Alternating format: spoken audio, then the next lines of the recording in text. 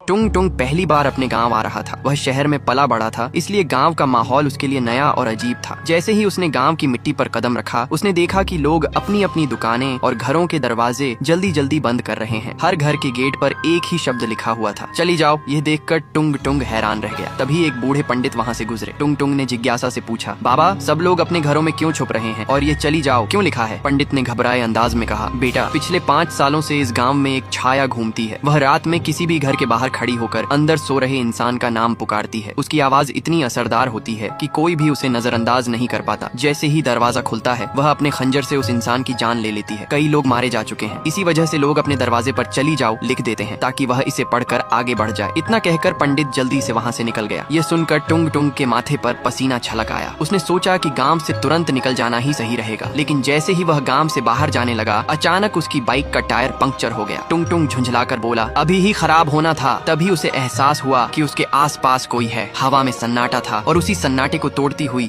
एक ठंडी लेकिन मीठी आवाज आई, मेरे पास आना। टुंग टुंग का दिल तेजी से धड़कने लगा। डर के मारे वह भागा और पास के एक घर में घुसकर दरवाजा बंद कर लिया। कुछ देर वह चुपचाप बैठा रहा। उसे लगा कि अब सब ठीक है, लेकिन जैसे ही उसने दरवाजा खोला, सामने वही छाया खड़ी थी। उसे देखते ही टुंग टुंग के पैरों तले जमीन खिसक गई और वह वहीं बेहोश हो गया। सुबह जब उसकी आंख खुली तो उसने खुद को जमीन पर पड़ा पाया। गांव वाले उसके आसपास खड़े थे और सबकी आंखों में हैरानी थी। सभी एक दूसरे से पूछ रहे थे, जो छाया अब तक हर किसी की जान ले चुकी थी, उसने टुंग टुंग को क्यों छोड़ दिया? और दोस्तों, यही है असली रहस्य जिसका पर्दाफाश होगा पार्ट 2 में।